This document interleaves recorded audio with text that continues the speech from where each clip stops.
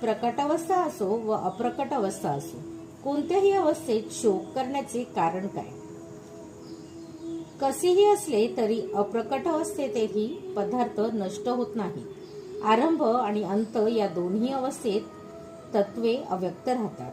केवळ मध्यावस्थेत ती व्यक्त होतात आणि यामुळे कोणताही महत्त्वपूर्ण फरक पडत नाही. कालांतराने हे भौतिक शरीर नष्ट होते, पण आत्मा सनातन आहे. भगवद्गीतेत सांगितलेल्या या वैदिक निष्कर्षाचा आपण स्वीकार केला तर आपण नेहमी ध्यानात ठेवले पाहिजे की शरीर हे एखाद्या वस्त्राप्रमाणे आहे. म्हणून वस्त्र बदलण्याचे शोक करण्याचा काय अर्थ आहे? सनातन आत्म्याच्या अस्तित्वाचा विचार केला तर या भौतिक शरीराला वास्तविक अस्तित्वच नाही. हे एका स्वप्नाप्रमाणे आहे.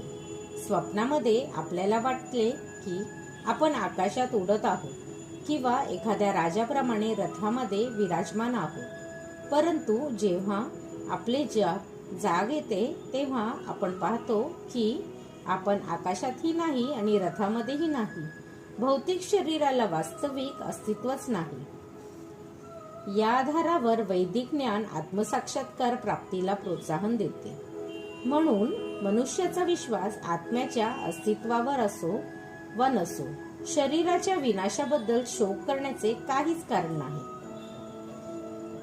आश्रय